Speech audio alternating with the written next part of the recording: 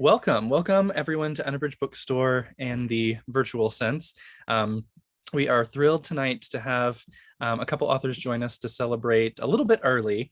Summer Suns is officially released tomorrow, but we are so grateful tonight to have writer, critic, editor, and author Lee Mandelo join us. Lee's been nominated for various awards, including the Nebula, Lambda, and Hugo, and has had work published in a number of publications, Tor.com, Uncanny Magazine, Clark's World, Nightmare, to name a few. And tonight we're here to celebrate their new book, Summer Suns, which is a sweltering, queer Southern Gothic, and something we've been very excited about here at Unabridged to help us kick off our spooky season. So we're thrilled to have Lee with us. Joining us for this conversation tonight is Sam Miller, a Nebula Award winner and the author of The Art of Starving, A Blackfish City, and most recently, The Blade Between.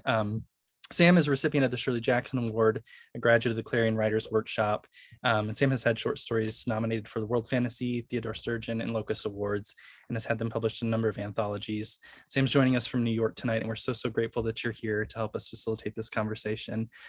Before I officially turn this over to the two of them so we can talk about the book, just a few notes about our webinar here. If you're able to hear and see me, welcome. If you, throughout the course of the event here, have any technical difficulties or any questions, you are welcome to just hit a reply to that email invite that you were sent, and I'll be on hand to do my best to help you. If you have any questions for either Lee or Sam as we go through here, you'll see at the bottom of your screen there's a little Q&A button. Feel free to click on that and submit any of the questions that you may have for the two of those. And as time allows, we will see if we can get to any of those. Thank you again all for joining us, and help me welcome Lee and Sam to talk about Summer Suns. Yay. Hello. Thank you for having us. Yes. So, Lee, the top question I always ask is, how do you feel? Because having your book, your debut novel accepted is like, here are all your dreams coming true, but you'll have to wait 18 to 24 months for that to happen. And you'll have lots of time to form anxieties and neuroses around it and spend a lot of time stressing out about it. And that's like not taking into account a global pandemic. So how are you feeling? Yeah, I think I've hit excitement now that we're here, especially with Unabridged Bookstore of my heart. But for sure, that 18 to 24 months is something. And that being a pandemic, 18 to 24 months was just a long wait. Lots of revisions, lots of, well, I hope this works out. Then the immediate stress of the supply chain problems for all the fall debuts this year. I know it's been like a slow panic amongst many of my fellows out there in the world, but so far, so good. Things seem okay. I'm excited to be doing the launch. Awesome. So what's the elevator pitch for this book? And you can give me multiple, like you probably have one for like your family, or like, random strangers versus like, other people. Like, give us one or more elevator pitches. The favorite one is probably, it's a gay Southern Gothic about codependency in cars. And usually someone hooks onto one part of any piece of that sentence, if not all of them. It's like roulette. Someone's gonna like some part of that. Awesome. You might get one lottery number, you might get two, you might even get them all. Amazing. So tell me, like, what's the story? What's the plot? What for folks who haven't read the book jacket? What's the story of this book? Yes. So the story opens with Andrew, our wonderful protagonist, has been sort of abandoned by his best friend, Eddie, who's gone on to grad school without him. He thought they were going together, didn't quite work out. And then right before he's due to move down to Nashville to join him at Vanderbilt, Eddie dies of an apparent suicide. But Andrew's super sure that's not what happened, because he's also being haunted by a really nasty version of Eddie's ghost. So he's confident that there was something going on in that 6 months he missed that he needs to figure out. When he gets there, he meets a very rowdy pack of boys who Eddie's been spending time with and keeping secrets from him about it. So from there, you get a lot of interesting repression, dealing with how he feels about his dead best friend and all these new men that he's meeting, and himself. You had me at rowdy pack of boys. Mhm. So one of the things that blew me away about this book is it has like one of the strongest openings. Like I just was like hooked from like page one of like, I know this person, I want what they want, I feel it. I'm like, it's like like that thing of establishing the character's want line and getting people to connect with it was super powerful. How did you decide where to start this book? How did you land here? Yeah. So I am going to give a shout out to Carl Engellaird, my editor, on this one, because the original opening was still him picking up the car of his friend and dealing with the ghost, but it was a bit slower.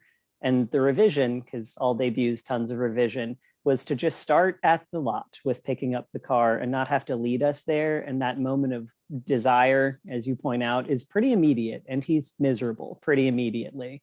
So you can have a good sense, I hope, of everything that's quite wrong in the first 10 pages, and also his attachment to figuring out what comes next. Yeah, thanks, Carl.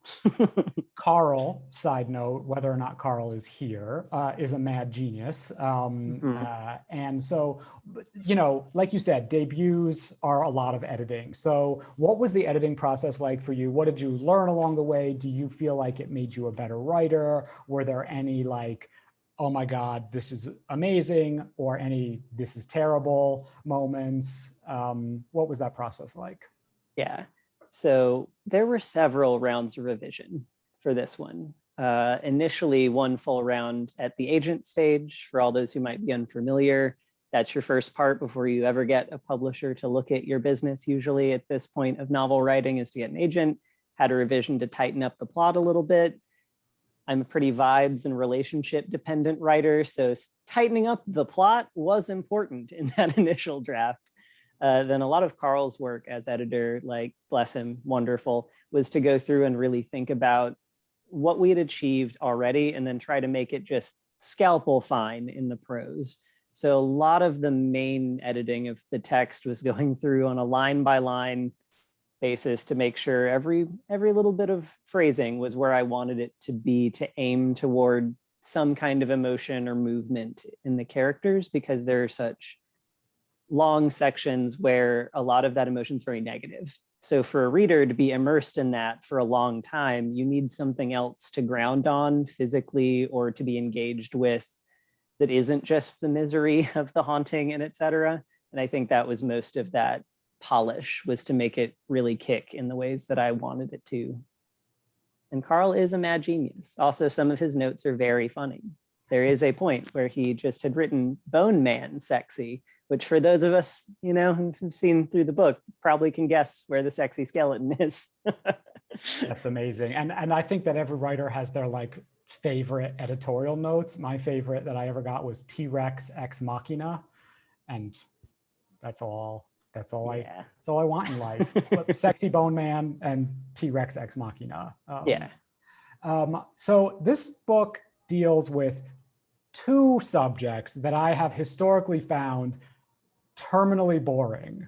And I want to get into both of them because I did not find them boring here. I found them super fascinating and really well rendered. The first is the Academy. And so what was it like writing a story that takes place in, the university setting, an academic world, all of that stuff that we've all read a lot of shitty academic set novels, not all of them by Philip Roth.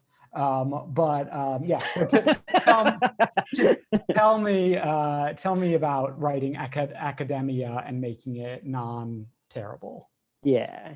So for some of that, I want to draw in the semi-autobiographical nature of parts of this book, which is that I started the original draft in about 2015, I think, when I was in grad school part one, and it was bad. It was not going well in a lot of the ways that are reflected in this book in terms of the just really toxic politics of the academy, the program I was in, the people that I was in it with, everything that you could imagine that wouldn't be nice. And I did quit for quite some time and worked on this book, had normal jobs out in the world, met normal people who weren't in academia out in the world, very valuable, I think, as an experience. And then once the draft was done and it was out and the world was changing a little in 2019, I went back to work on my PhD. So I didn't fully escape, much like a haunting. It got me back, it pulled me back in. But I did switch to a gender studies department, which made all the difference from a critical theory department before. And some of, I think, what I wanted to do in the book with academia, that like the subgenre of dark academia gets a lot of attention, but someone did tweet the other day, which I did see and love, that the real dark academia is just academia. It is a deeply classist and racist institution, particularly in the South. And that was something that I wanted to deal with in the book from the perspective of a character who's not really thinking critically about that, but that the text is aware of it and critiquing it. Because I'm in the system still, but I am aware of all of the flaws that it has. So that's a bit of that. Just trying to get it all in there. I feel like I do not have a PhD, but everyone who I know who has one has many horror stories to tell. But I also have to assume that there's many aspects of the process that are amazing and magical and informative and transformative. So has there been anything in your PhD journey that has like transformed you, that is relevant, that is, visible or present in the book? Yes, I think so. And a lot of that is switching like to a gender and sexuality studies PhD to really think about the stuff that I'm interested in. I just finished comprehensive exams, which, for a little explanation, is your third year bit where you become officially a candidate, not a student. Now I'm almost a doctor, just have to do that dissertation part soon. But I'm primarily working on affect theory and queer theory and looking at solidarity politics and queer masculinity. And that's very fun for me. There are some excellent new books, like L.H. Stallings' Dirty South Manifesto was a recent one that came out last year that I think is pretty readable for anyone in the academy or outside it. It's all about sexual resistance and how queer folks do it better, and everyone could learn from Black queer folks in the South. And it's also sexy. It's got a lot of poetry in it. Fun. So that was good. Awesome. I don't know that I've ever said this before, but I think I want to read your dissertation. Is there an elevator pitch for that? We don't have to talk about that if this is triggering. The slight elevator pitch is that I'm doing horny studies, which will surprise no one reading this book, and kind of looking at the aesthetics of queer trans masculinity and its public sex cultures today. So I definitely want to read that dissertation. I will understand very little of it, but I'm here for it. The other terminally boring topic that this book spends a lot of time with, and I loved every minute of, is racing. And I am like the most car ignorant dude around, and my husband is into cars, and he'll say things like, oh my God, look at that car. And I'll be like, that's a car. It looks like every other car. Tell me about, do you have a connection to this sort of like, I mean, describe the racing and car culture of this book. Tell me if you have any connection to it, and if like how you made it like really sexy and appealing and compelling. Yeah, so I very much do have a historical connection, as it were, to car racing. I grew up in Bullitt County, Kentucky, and at my high school, the pack of boys that I ran with at that time were all car boys, but in a very different way than you encounter in a city where there's more finance and access to capital. So it was a lot more shitty tuner cars in high school at that point, and I do enjoy them very, very much. But I also enjoy fancy, nice looking cars, like the ones that your husband might holler at on the street. Like that's pleasing to me also. The aesthetic of cars, the way they smell. And this is the answer to how I made it sexy, is that I think cars are sexy. So I just really tried to run with my own feelings about it. This is another thanks, Carl moment in that I had pulled back, I think, a little in the initial draft, worrying that, you know, most of the audience might not care as much as I do about some of the like visceral or aesthetic experience of a car. And his response was, no, just do it. I don't understand it, but do it. And I did, went as hard as possible on that just to please myself. And strangely, it seems that that has worked on the people who otherwise wouldn't care about the cars. 100%, 100%. And I think that's the gamble, right? With writing a subject that you're passionate about, that no one else gives a shit about, is that you can either do an amazing job of it and make people care. And I think that, that's really hard, and that you totally did that. Or you can just, people will be like turning the pages because they're like, let me get past the car shit. The other thing that I think that I hadn't really thought about is that like cars are sexy, but car boys are extremely sexy. And even if I don't, get what the fuck they're talking about when it comes to any of the racing scenes, except I think I know when someone passed someone, is that I can see these boys and I want to sleep with them. Yeah. So, which brings me to my favorite character. I'm going to be really careful here because there's spoilers, and I'm not going to go there. But I will say that my favorite character, normally I have like a real antipathy towards characters who have the same name as me. Like if there's a Sam in a book or a movie, I hate them because that's me. Stop. But this Sam was super hot, and I was really here for the whole Sam journey. So is this based on a real person? Can we have their phone number? And tell me more. So there's like a depressing start to the answer to this question and a positive ending. So I just want to foreground that, which is I did start writing this book while dating a straight identifying ex-best friend who was a real disaster of a person in the ways that one might guess that would lead to.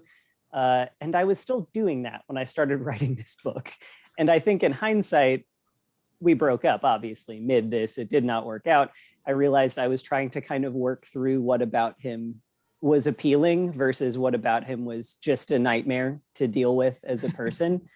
For me and everyone around me, all of my poor friends who had to deal with that also. Sorry, guys.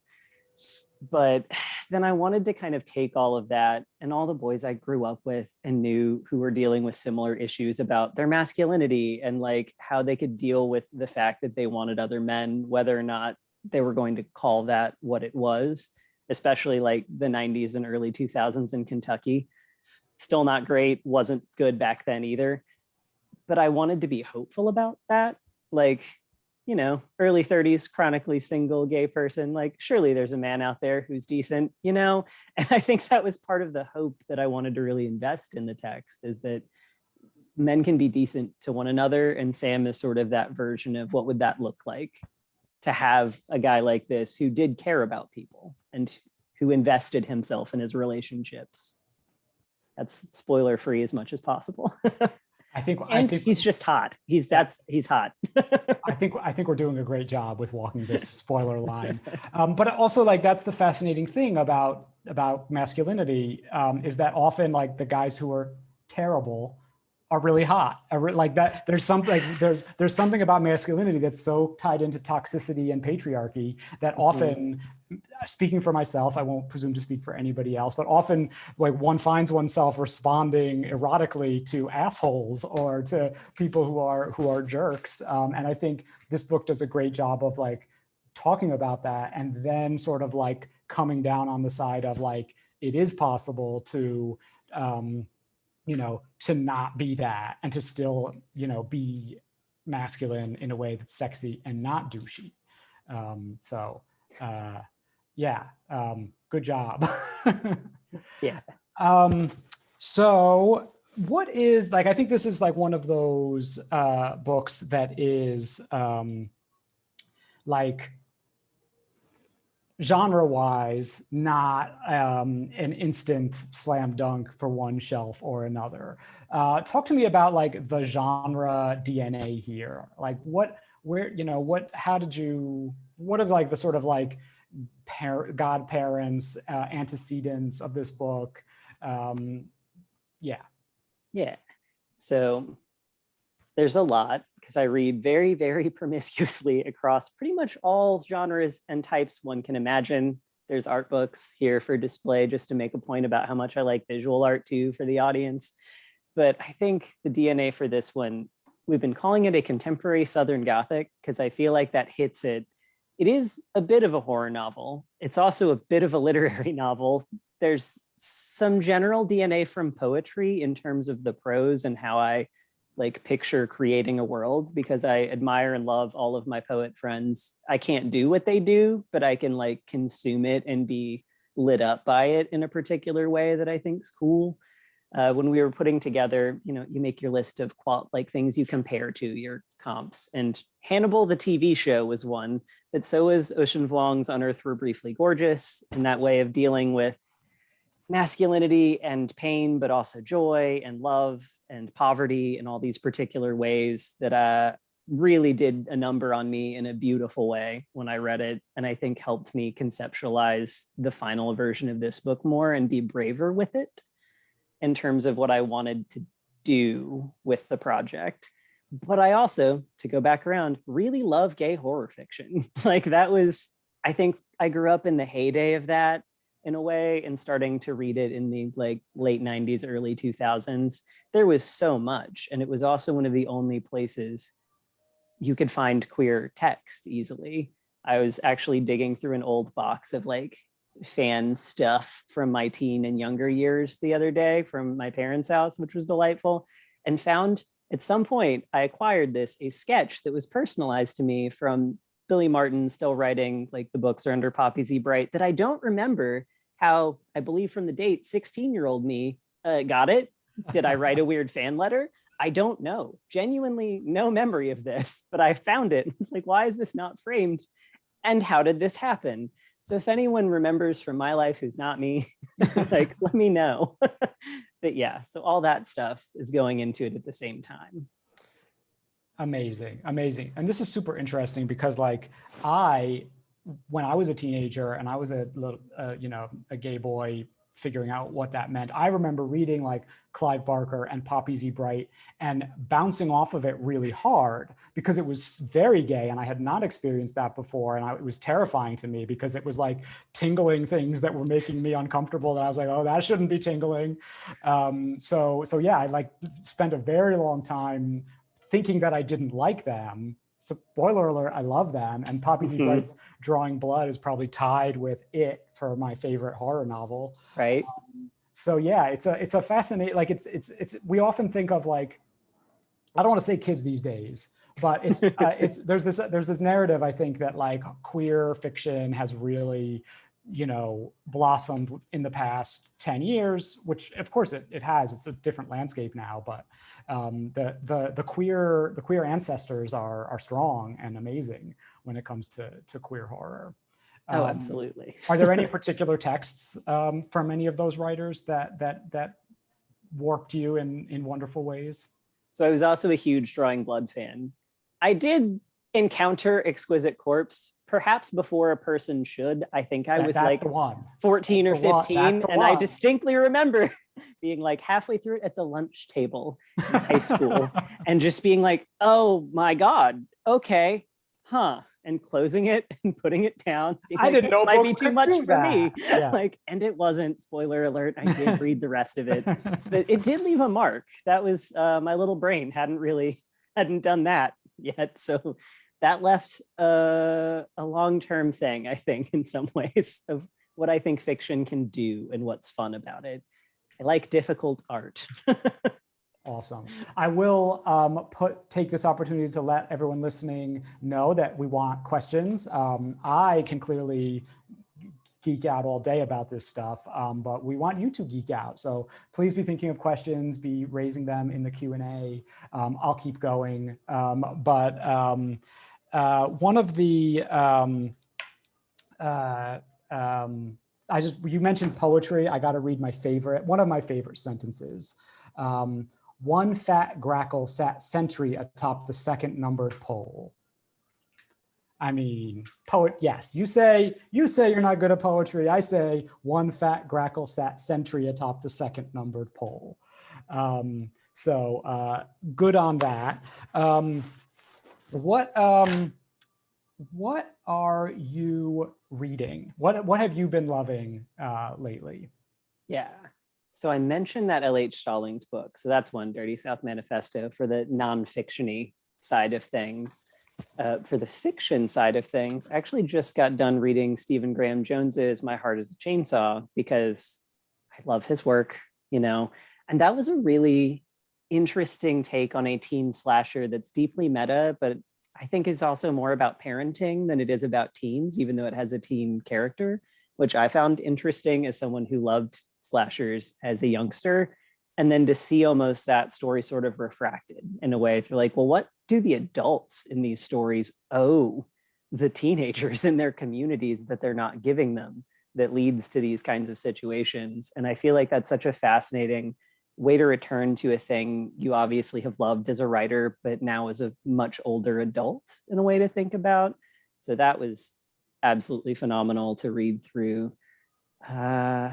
See, there was also a book of poetry that I did remind myself. Oh, it was the reissue of the older Morgan Parker book that just came out. Other people's, it's got a long and beautiful title that I don't want to butcher, but it was just reissued and it's a very pretty new edition and I did not own it previously. And Morgan Parker is phenomenal. Awesome. Yeah. All right, so we got some questions coming in. DPPJ says, so excited for Summer Sons. The cover art is so powerful, haunting, and evocative. What are your thoughts on it? And did you have any input into the cover? So I love the cover. I had a little bit, which I know can be very different from like place to place. I also just got really lucky with the artist.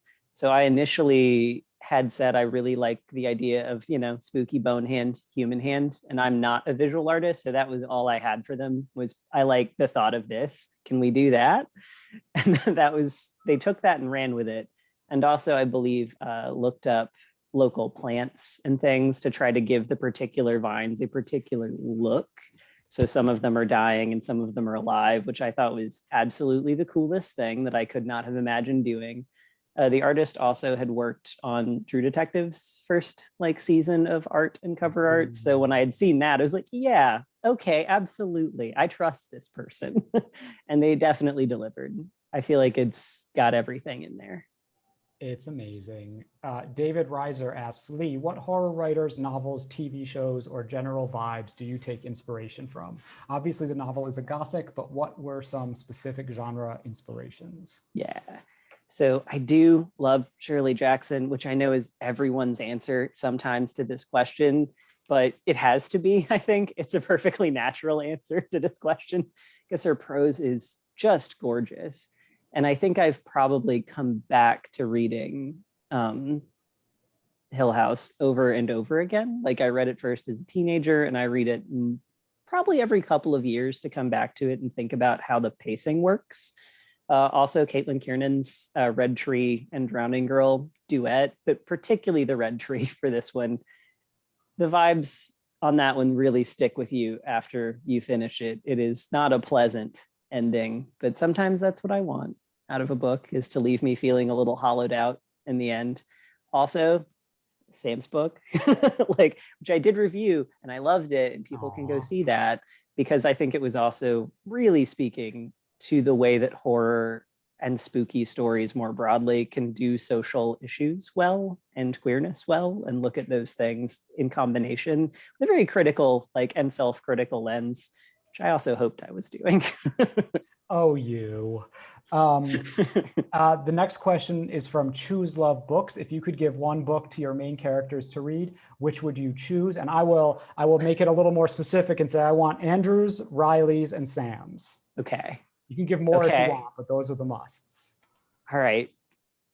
I think that Andrew probably needs to sit down with just any classic book dealing with queerness. And I'm trying to think maybe like an academic one. The boy is an academic. He might find that more approachable. Like maybe the Routledge Queer Studies reader. We'll just sit him down, lock him in a room, and let him work through that and have all his feelings about it, maybe in private. So that might be my answer for Andrew. Riley. Okay. I've already said Ocean Vuong's book, which I do think Riley would also like, but what else should I go with? You know what? I'm going to give him the Alexander Chee How to I'm so bad at titles. It is on the shelf. how to write an autobiographical novel. My brain just blanks when I'm supposed to think of the titles of books I've read a million Same. times. That's why we're in front of the shelves. And then Sam. Okay. I want to give Sam poetry, actually, because I feel like he's pretty busy and like I think he would enjoy it. He's a pretty emotional guy. So let's say Richard Seekins' War of the Foxes. Yeah, because that's got one of the poems that I love for this book in it. So Amazing. there. Amazing. Yeah. Anonymous attendee asks, oh, side note, sorry. I do really want to read Riley's autobiographical novel. So hurry up and get Riley that book. Yeah. He's been through a lot in the course of this book. Like just having to deal with a lot of things. And it's kind of like, you okay, Riley? Like what's, like it's I'm not saying Riley's not well, isn't well treated by the book.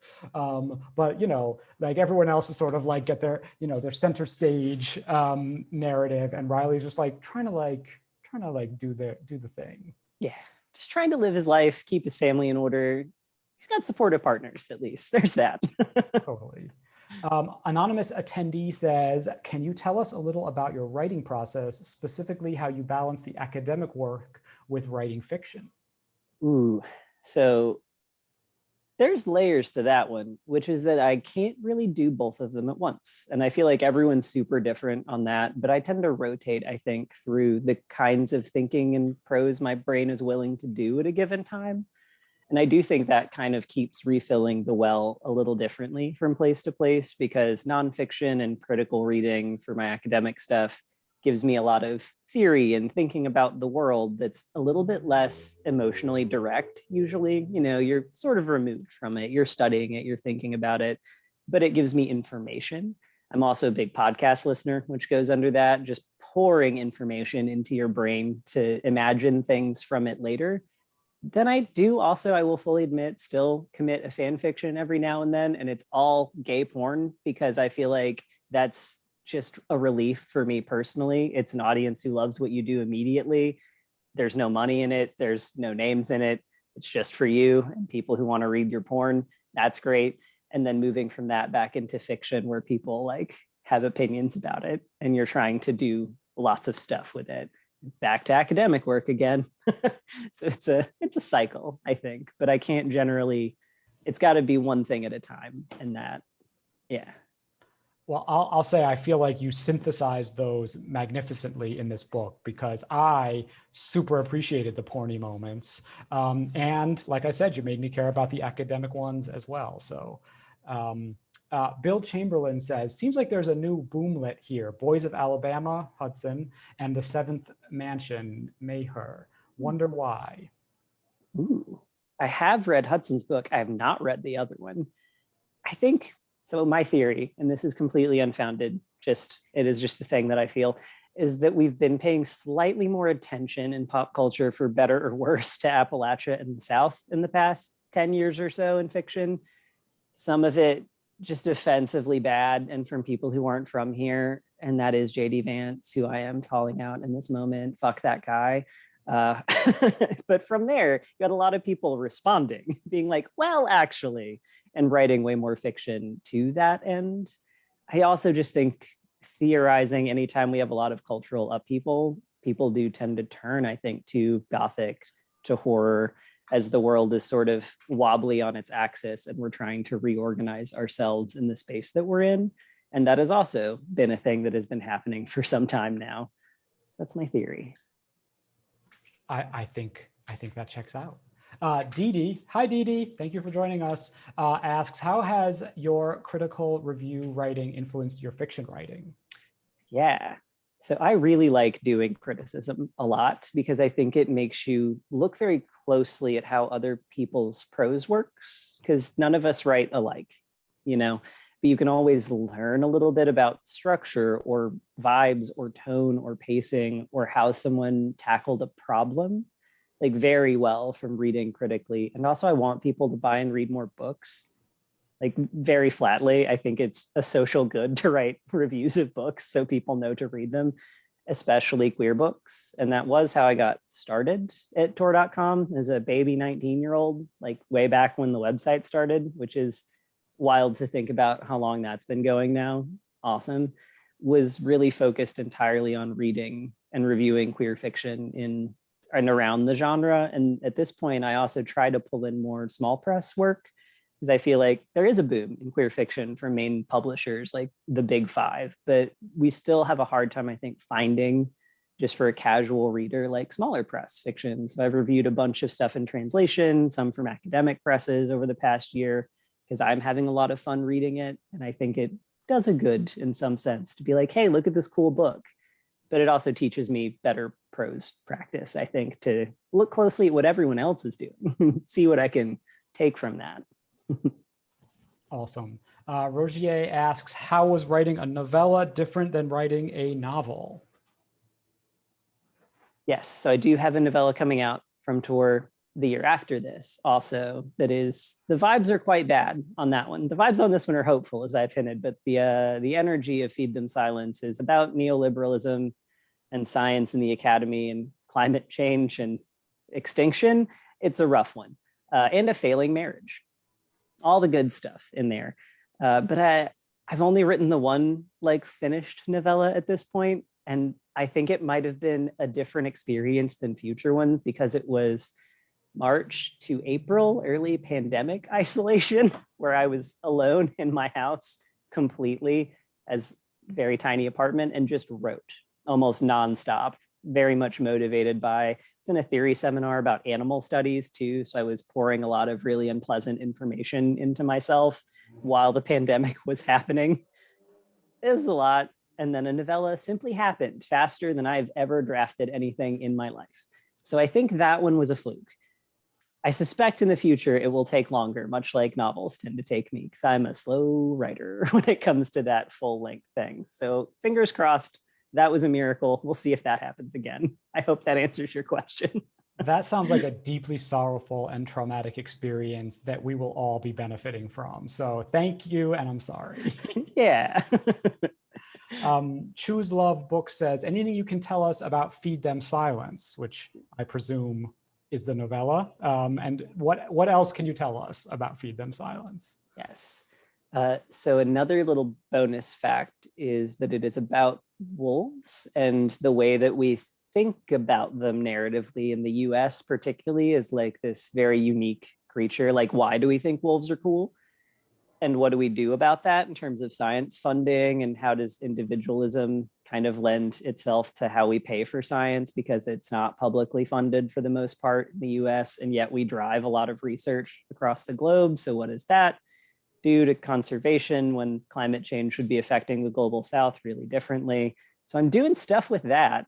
And then the other side benefit is that it's just a very interestingly unlikable protagonist who is a butch woman who I feel like we don't get to see a lot of people on the page, who's married, she has a wife, it's not going well, but not because of their queerness, just because, man, some people aren't very nice, especially at the higher echelons of well-funded science. It's real. It's real. Yeah, this is something, just me venting now, I've really struggled with over the past year plus, of like the pandemic, but also the nightmare world we live in general, of like finding that hope. And like wanting to not write a book from the place of nihilism and everything is fucked and we're terrible and we deserve to go extinct.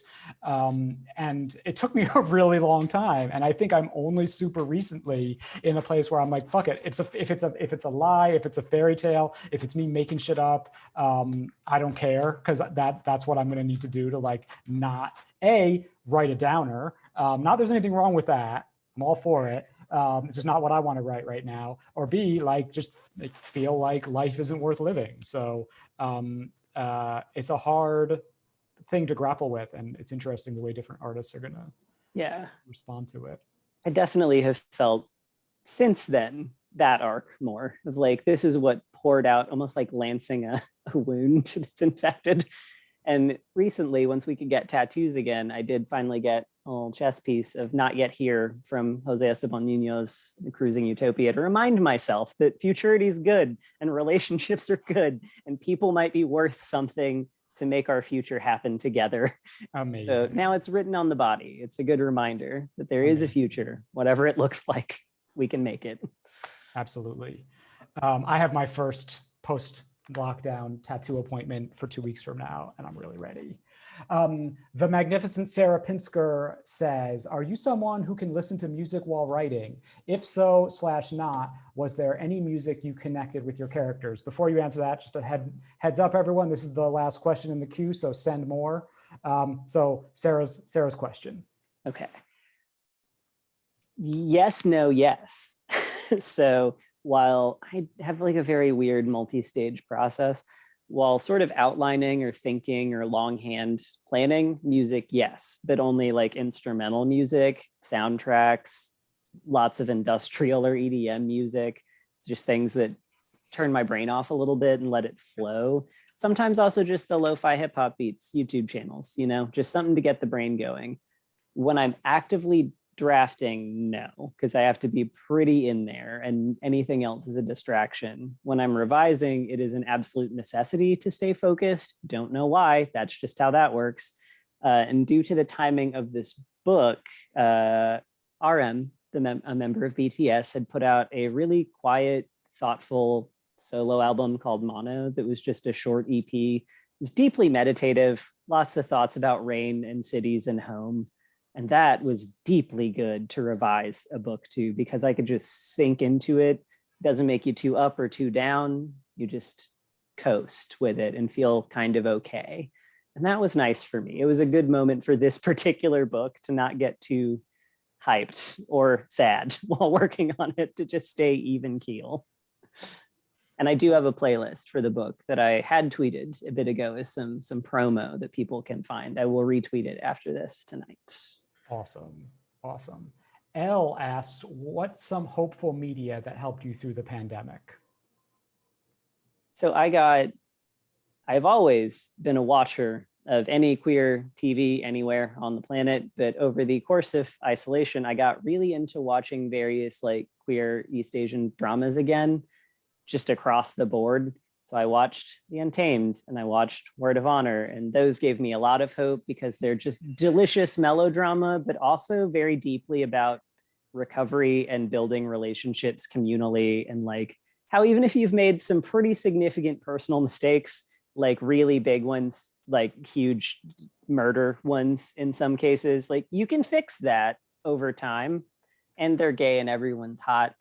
And that's nice. Just it feels good to watch. It's very simple sometimes like that. Also, I enjoyed the Fear Street trilogy recently. Wouldn't have expected that one, but turns out that it's just this slight spoilers, but the kind where it will hopefully make you want to watch it is that it is just an interracial lesbian couple. And the arc of the trilogy ends up being that the white cop is generationally and currently the source of all the evil, and they have to kill that guy. So it really does it. Like it goes there and it sticks the landing, as it were. I feel like that needs to be the tagline. Yeah, doesn't it? Like all like that whole sentence you just said, like just that's the we first need. thing I've heard that made me want to watch it. So thank you. Also deeply referential. If anyone has enjoyed a horror movie ever, it works through like the 90s slasher, and then the 70s camp slasher, and then The Witch. Like it gets you all your high notes. Awesome. Yeah. It's a question, how did you get the idea for the book? I'm remiss in not having asked that already. Sorry. Bad in conversation. So I think the relationship arc sort of comes first in this one, or the theme almost, because as I've hinted at before, started writing it in a very messy relationship with someone where I was very much trying to work out if that was sustainable, what that looked like how queer masculinity in the South worked. And I had also like lost a best friend to an overdose when we were both 20, and had finally at 25-ish, 26-ish, then started really working through that, I think, as someone who had then survived my intervening years of shenanigans, lots of them. and was starting to come around to the thought of like, well, I am alive and I do seem to like that. And I need to think about what that looks like if I'm going to continue doing it better and to be less of a bad person. Like, not that I was a bad person, but that masculinity is a fascinating and toxic poison. And I joined the team. So I think I was going a little too hard on that in my early 20s. I can own that and needed to work through some of that stuff. So that was the thematic idea that came first, I think. And I knew it would be ghosts, because what else is life but lots and lots of ghosts that make you a person? Well, that's very beautifully put. And thank you for doing that. Sounds like more than a little difficult work for all of us to savor. Choose Love Books says, any upcoming books that you either can't wait for or have already read and highly recommend? Beyond the ones we've already mentioned, I guess. Yes. So as I hinted, I'm just finished doing my comprehensive exam. So I reread about 60 academic books and 1 million articles in the last few months. So I do have some books coming up that I want to read, and my brain hasn't come back from the war, as it were, yet. But I am looking forward to Elizabeth Kilcoyne's Wake the Bones, which is like a local Kentucky writer's queer Gothic novel. So that I feel like is another one that I just need to get in there. I did really, really enjoy Shelley Parker Chan's recent book also, She Became the Sun. So the sequel to that eventually later on in the future. I'm still thinking about it. So that's why, you know, when it's ready, I'm ready. Also Gretchen Felker Martin's Manhunt. I haven't read it yet, but all of the intriguing discussion around it makes me really want to see what a gender-based slasher written by a fellow trans person will be like in dealing with gender in the slasher and the post-apocalypse. I bet it'll be gross and weird and good and into that. So I want to see how that goes. Awesome. It was a great question. How do you protect your own mental health while writing about the kind of grief and trauma present in the book? Which, yeah, please tell me, because I need to know. I need to know that myself. Are any of us really good at that? Like, that is, like, I think we might say we're good at it, but I think it's more it happens and then you recover from it a little bit. Like, there's no way to really get in there while you're doing it without it being kind of painful. And I think this is like a deeply philosophical answer we're getting into, that there's some value in that pain and like learning from it and learning from what it teaches you, that that thing hurt that way, and then trying to work your way out of it and heal it. That's also, I've just been in therapy for a long time now. And a lot of that is very much, all right, well, it feels bad and it's probably never not going to feel bad. So how do you deal with that? Like, how do you work around it? And I think prose is one way to do that. But I also think secondarily, as we're doing interviews and publicity in a book coming out, like protecting your space, like planning ahead for what answers you'll give to questions that are more emotionally intense, like thinking about what your prose is doing. And if you're willing to engage with that on the human level, or if you just kind of want it to exist separate from you, like that's a thing that I made, that's over there now, not about me. And that's a different way of approaching it, I think. But I can't separate myself from the thing usually. So it's just go to therapy, see your friends, talk through what feels bad about it, and don't wallow as much as you might want to. That's all I got. I think it's okay. That's awesome. DD says, Rex, please, 1 book, 1 podcast, 1 album. Okay. So another book. I planned several. I need you all to know that. And like, I'm delighted that I need more of them. So a book recommendation that I haven't already given tonight. That's the key. Okay. Terminal Boredom, Izumi Suzuki. That's one of the books in translation I got to review this year. And she was a Japanese science fiction writer in like 60s and 70s, and predominantly ended up known in the US because of her suicide and like the person that she was married to. But her fiction is fucking phenomenal. And it always made me mad that like people did not recognize her as an artist on her own. And now this book is out, and now you can read it in translation if you couldn't read it in the original. And they're gorgeous and deeply prescient still, like still painful to read in a lot of ways today, particularly in isolation, because they're dealing quite a bit with technology and communal sociality and queerness and drug use and just feeling pretty bad a lot of the time. So that's a book. What's the title of that one? Terminal Boredom. Awesome. Yeah, I think Columbia did that, but I could be wrong. I might be lying. I doubt you're lying, but sometimes we are confused or don't remember right. Someone else asked, you mentioned, oh, sorry, I'm sorry. Yeah. Podcast, yes. One podcast and one album, DD also asked for. You're Wrong About.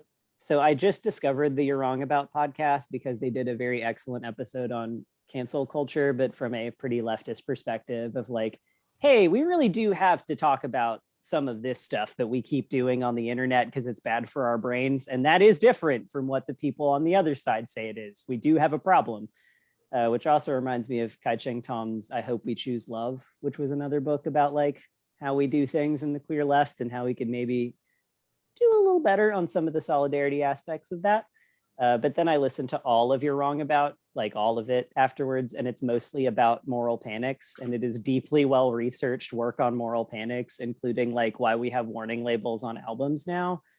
Deeply fun listening. They're very funny also. And an album, the new Lil Nas X album, I like am finally to where I can not cry while I listen to it. Now I can just enjoy it. It's so good. Amazing. Very tender. Amazing.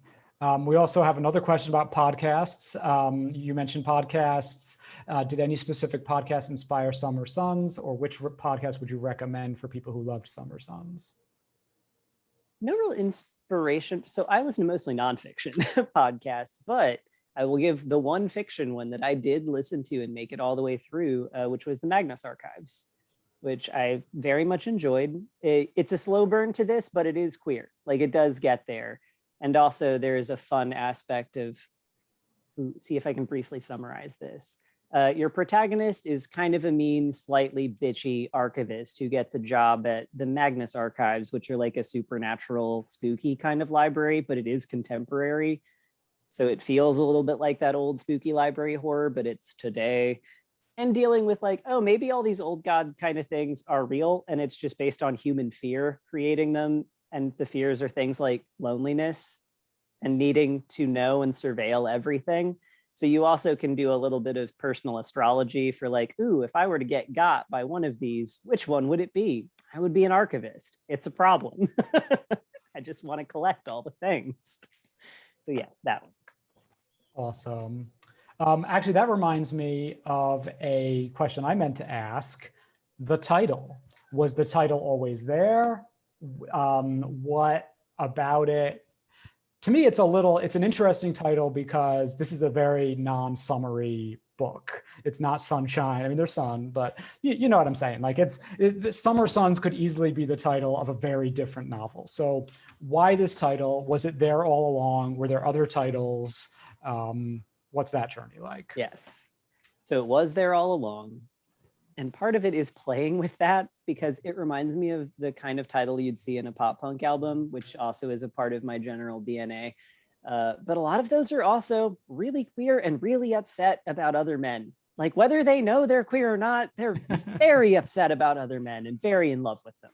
So I wanted to give kind of that like little pop of energy that it makes you think of that Summertime Boys kind of thing. Like everyone's a little sweaty and you get up to no good at summer nights. They last really long, like that kind of sexy energy about it.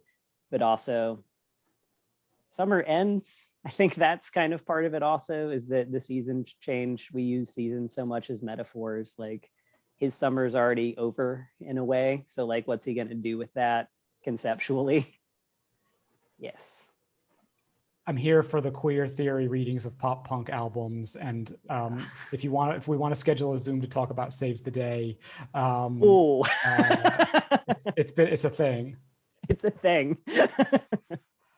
One question: are there SFF 2022 books you are looking forward to that we haven't already talked about several times, or that we have and that you want to reiterate the names of? Think one other one. There is one other one that I just got the arc for, so we'll see. And it's Lara Lena Donnelly's Base Notes, which so far as it has been described to me is like Hannibal and Perfumier's and murder and sexy and gay. So I'm into it. I want to see what's up with that. I just got the ARC, and it's actually a very sexy cover on the ARC too. It's good. It's a great cover. Laura Yeah. was my Clarion classmate, and we co-wrote Novellette together. And she's amazing, and I am super excited about it and jealous that you have an ARC and I don't. But It just arrived. But that's it fine. Just got here. Well, I think we are wrapping up. If anyone has any last questions, I guess I just want to know, like, what are you doing to celebrate? Because like I've tried to form rituals, some of which are not possible under lockdown, but what are you doing to celebrate this like truly amazing book being a book, which is a very difficult thing to make happen? So my wonderful friends threw me a little party, as much as a party could be in the pandemic, at their home in Louisville, baked me a cookie cake with little ghosts on it, did house decorations with more little ghosts. I got like a little headband with little ghosts on it I had to wear, and arranged a Zoom call for all of our like close people across the country, all friends to hang out. And we made chicken wings, also thematically important. So I did feel sick afterwards. Because of the bones? Yeah. So we ate chicken, had some cookies, had some liquor, you know, and everyone was effusively kind to me, and that was very nice. And then today I bought cologne. Didn't need it, but it's a thing that you don't normally buy, and it just felt like something to do. So that's what I did today. You should honor yourself in this Yeah. moment, like in whatever ways make sense for you. One more question came in the Q&A. I think it's a perfect note to end on. What else is in store for future books apart from the novella? Future, I'll say future books and other things like short stories, whatever else. Ooh, yeah. Okay. So it's two-parter answer on that. I do have a very messy draft of a short story that is inspired by the summer that I worked at a porn theater, one of the only ones remaining around. And it was a wild summer, and I did mostly get paid cash. And I just have always kind of wanted to do something with the weird liminal haunted space of like the porn theater and who goes to it and when. And it is haunted in the story, but it's also about like, you know, how do you form weird relationships with your roommate who you might want to be your boyfriend when both of you have a lot of trauma around everything? Like, what do you do with that? Maybe quit your job? So it's not done yet, but I'm working on that. And then another novella that is theoretically going to be looking at the frontier nursing service and World War I in Kentucky and Appalachia with shapeshifting, maybe. We'll see. That's very tentative. I love it. I love it. And so my big takeaway from this is that I really want to hang out with you and talk about all the things in real life over a beverage at some point. But what I hope everyone else took away from this is that like this book is brilliant. It's a really powerful book that everyone who has not already gone out and purchased should do so now, from Unabridged Books. And yeah, Unabridged, are there any closing words? Yes, sorry, I'm having trouble finding my buttons here on the computer. Yeah, I just want to pop back in to say thank you to you guys for being here tonight to help us celebrate. The book is officially out tomorrow, and we've already got copies here in the store. If you haven't ordered one already, we also have some book plates that are on the way. So if you want a signed edition of Summer Suns, that email invite that you got to get into the webinar tonight has a link at the bottom where you can go to our website and get your order in. We'll have those available for you as soon as they're released tomorrow. You can come pick them up. So thank you everybody for joining us tonight. Thank you, Lee. Thank you, Sam, for having this conversation. I think this is a great way to kick off Summer Suns for our spooky season here at Unabridged. So thank you so much. Thank you, everyone. Thanks, everybody. Everybody have a good night. Good night. Bye.